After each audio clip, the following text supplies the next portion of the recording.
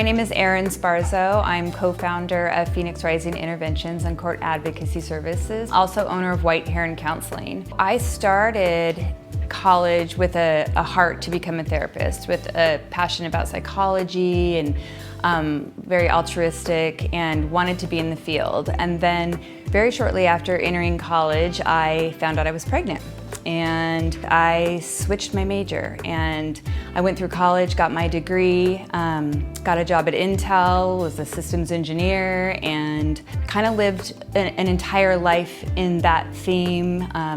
Got married, had kids, and over the years started to recognize that I was losing myself, that in fact I had never taken time to figure out who I was, that I was in survival mode for a lot of years, taking care of a child and doing all the right next things, seeking to be good enough and accepted. And I was not conscious of that, as most of us aren't. You know, I was an active participant in my life and every decision I made, but it wasn't from a source that was my own, because I hadn't developed that yet. So in my 30s, it hit me hard that I couldn't feel myself. I didn't know what I loved. I didn't know what I wanted to do. I wasn't attached even to the world. My only real role that I had any feeling around was my parenting. I remembered just in a flash what I wanted to do and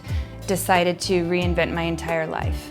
And went back to school, got my master's in psychology and education, and started working in the field of mental health. Through that process, I continued to grow and develop, and noticed a lot about the field that was missing, a lot of disconnects. And one of those disconnects was in the area of drugs and alcohol, that the clients I was working with, I was not an expert. So there was a gap in my work and in how I could help people. And I started to reach out into that field, because wherever I felt there was a gap, I'm all about educating myself and growing in that area. So that's what I did. I entered into some marketing events and trainings that would teach me how to better support my clients. Through that, I met a bunch of really beautiful people, and one of those people is my husband now, who was in the field, and we came together and decided to collaborate and create what became and what has become Phoenix Rising, where we can support both sides of mental health and chemical dependency, and the families, all the pieces that we individually felt were missing. We've started to weave together and create that net that we felt the industry needed to develop.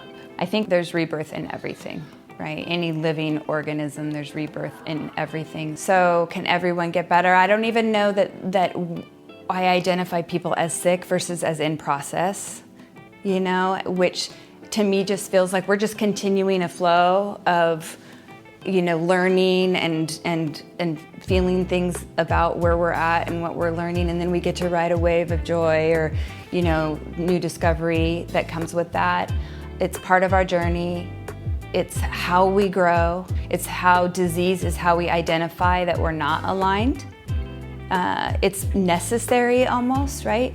Like if feelings are information and disease is we're not at ease, it's information just telling us that we're not lined up with who we truly are, with our core. If it's something that can be reframed or cleaned up in our thinking, that then affects our body state, then I think it often comes down to choice, even when it doesn't feel like choice, because I know that will piss a lot of people off. Because it pisses me off sometimes, right? I'm like, I can't choose just not to be hurt or feel resentful, but I can. And I'm the only one who can. And I'm responsible for myself. So I can't change anything outside of myself. And so if I own my own power and my autonomy and know that ultimately the only thing I have capacity to change is myself, and I've walked that walk through a life that has not been easy, and you know, though substance hasn't been my struggle, there have been many things you could identify as addictions and behavioral addictions. But just living, like I said, the human condition, it's hard. We're complex people.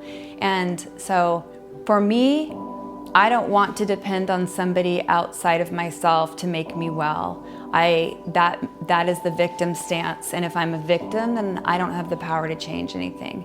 If I take ownership for my life, for my choices, for my perspectives, for my wellness, then I have control to feel better. And I guess that is why I think other people can, because I'm not special. You know, I think we're all very much the same. And so I believe in that power within everybody.